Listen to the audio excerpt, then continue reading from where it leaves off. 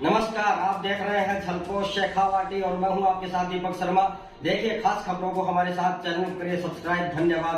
नमस्कार, आप देख रहे हैं झलको शेखावाटी और मैं हूं आपके साथ पत्रकार शर्मा। राजस्थान के नीम का थाना शिव सत्संग भवन में यहाँ विराट हिंदू सम्मेलन का आयोजन हुआ है और अभी चल भी रहा है। लेकिन सबसे बड़ी बात यह है कि सनातन और हिंदू संस्कृति एकता का यहाँ सर्वश्रेष्ठ उदाहरण देखने को मिला।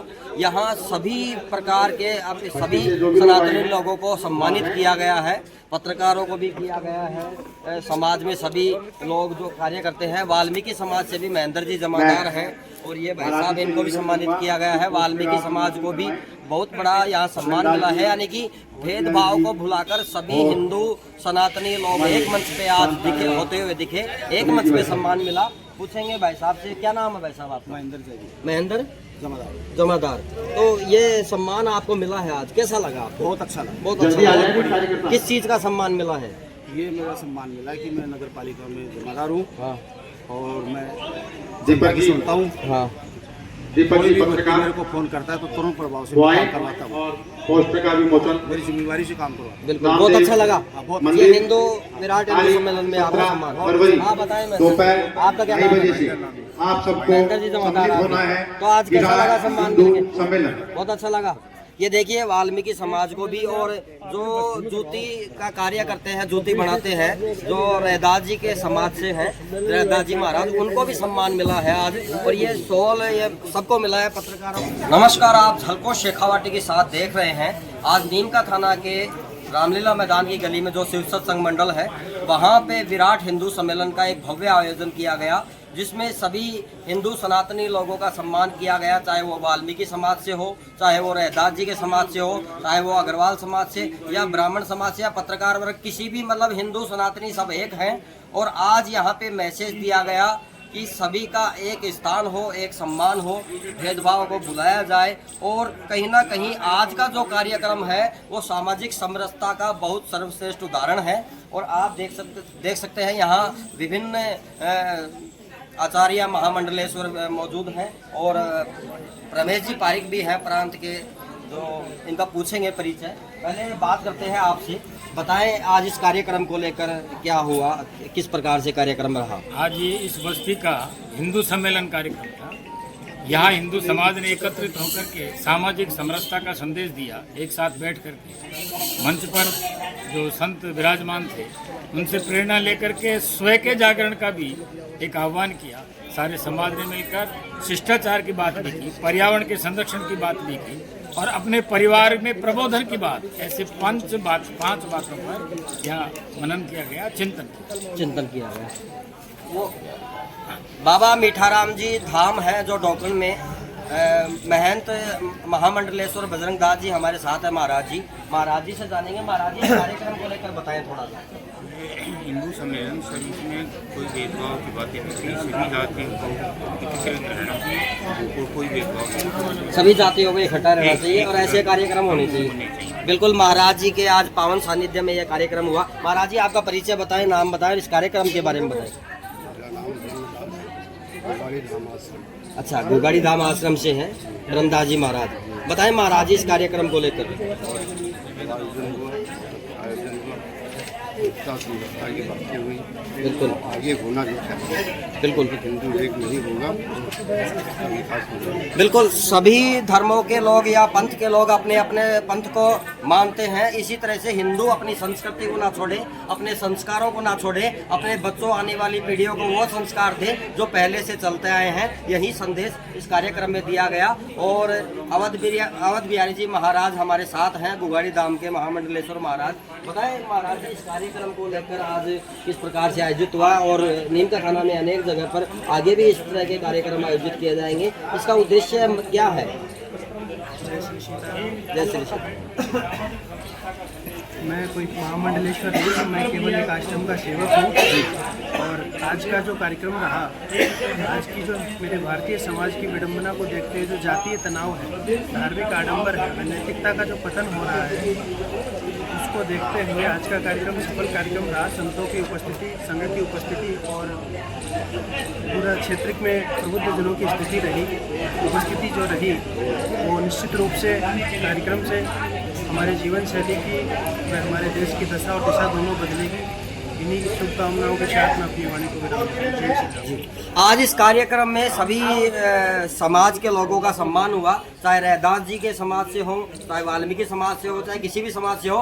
लेकिन जो देश विरोधी ताकतें लगातार हिंदू को तोड़ने में लग रही है, जातियों में, धर्म में, पंथ में, वो कहीं ना कहीं उसको रोकने के लिए हिंदू समाज और जागृत हो चुका है।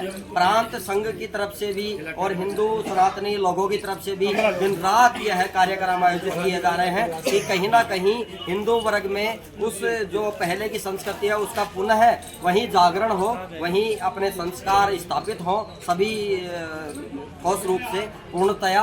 और कहीं ना कहीं देश विरोधी ताकतें क्या करती हैं, उनका लक्ष्य है कि हिंदुओं को बांटना, यानी कि मुस्लिमों के 33 देश हैं, क्रिश्चियनों के हैं देश, हिंदुओं का देश है भारत, और इसको भी तोड़ने के लिए लगातार विदेशी ताकतें हावी रहती हैं। तो कहीं ना कहीं हम हिंदुओं को एक होना चाहिए, यही संदेश इस कार्यक्रम में, आज इस कार्यक्रम के माध्यम से दिया गया। आगामी कार्यक्रम भी है, आगामी बात करेंगे। कहाँ है आगामी कार्यक्रम? आगामी 17 तारीख 17 फरवरी सायंकाल 2 बजे 2:30 बजे प्रोग्राम जी श्री नामदेव सत्संग नरसिंह मंदिर के पास बिल्कुल विराट हिंदू सम्मेलन का आयोजन है। बिल्कुल। इसके लिए हम समिति की तरफ से अध्यक्ष के रूप में रामलाल टेपड़ा टेलर आपसे विनम्र विनती करता हूँ कि सभी समाज बंधु प्रमुख रूप से वहाँ अच्छी संख्या में उपस्थित हो और अपने कुछ दर्ज करें। मैं आपसे विनम्र विनती करता हूँ जी। आगामी 17 तारीख को नामदेव मंदिर में, नरसिंह मंदिर के पास, वहाँ पे भव्य कार्यक्रम विराट हिंदू सम्मेलन आयोजित किया जाएगा। तो देखते रहे झलको शेखावाटी और हिंदू संस्कृति जागरण को कार्यक्रम को। धन्यवाद। तीसरी बात नहीं करते और उस संगठित शक्ति का परिणाम निकला कि वो काल्पनिक है। और ये जो राम सेतु बना हुआ है समुद्र के अंदर, वो भी काल्पनिक है। सुप्रीम कोर्ट में हल्फनामा दायर का या संघ वालों का केवल नाटकबाजी है, ऐसा कुछ हुआ ही नहीं। पूरा हिंदू समाज खड़ा होता है, भगवान राम के उस पर अस्तित्व पर प्रश्न चिन्ह लगा है, हमारे आराध्य हैं। पूरे हिंदू समाज ने ऐलान किया 2 घंटे का चक्का जाम करना है। माताएं, बहिनें, विशेष बात क्या रही थी, कोई मरीज होगा जाने देंगे, प्रसूति के लिए माता बहनें जा रही है जाने देंगे, दूध वाला है दूध बेच कर क्या हो। 2 घंटे के चक्के जाम का परिणाम हुआ कि सरकार को वापस लेना पड़ा, हल्फनामा अपना वापस लेना पड़ा और स्वीकार करना पड़ा कि भगवान राम का अस्तित्व है। भगवान राम ने भारतवर्ष में जन्म लिया है, अयोध्या में जन्म लिया है और राम सेतु भी है। ये संगठित हिंदू शक्ति का परिणाम था। ऐसे अनेकों काम जब भी हिंदू समाज जागा है, बहुत सारे काम परिणाम स्वरूप हम सबको देखने को मिलेंगे। अब कुछ बातें और हैं। 1905 के अंदर भगिनी निवेदिता इस देश के अंदर आई थी, विदेशी महिला थी, फ्रांस की थी, महर्षि अरविंद के आश्रम में आकर के कलकत्ता में सब रुकी थी और पूरे देश भर का भ्रमण करने के बाद मंच से घोषणा की थी 1905 में। मुझे दिखाई देता है इस भारतवर्ष में जन्म लेने वाला समाज, यहाँ का मूल समाज एक निश्चित समय पर, एक निश्चित स्थान पर आकर के भारत माता की वंदना करेगा और उसका परिणाम होगा कि यह देश पुनः विश्व गुरु बनेगा।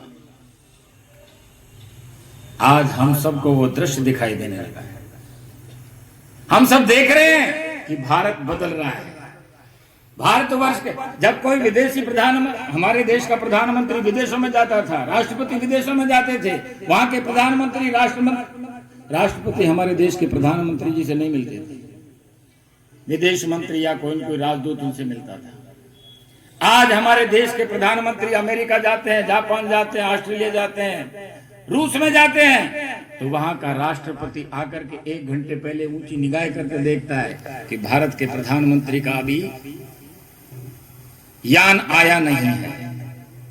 1-1 घंटे खड़े रहता है। और जब विदेशी प्रधानमंत्री या राष्ट्रपति हमारे देश में आते हैं तो पहले क्या हुआ करता था, 5 सितारा होटलों में ठहराया जाता था, सोने चांदी के थालों में भोजन कराया जाता था और जाते समय ताजमहल भेंट किया जाता था।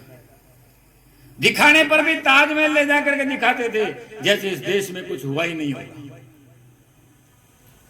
आज इस बदलते भारत में संगठित हिंदू शक्ति का परिणाम, कोई देश दूसरे देश का प्रधानमंत्री राष्ट्रपति हमारे देश में आता है, हमारे देश के प्रधानमंत्री ले जाकर के माँ गंगा के सामने उसको आरती पकड़ाते हैं और जय गंगे मैया की आरती करवाते हैं। ये इस संगठित शक्ति का परिणाम है।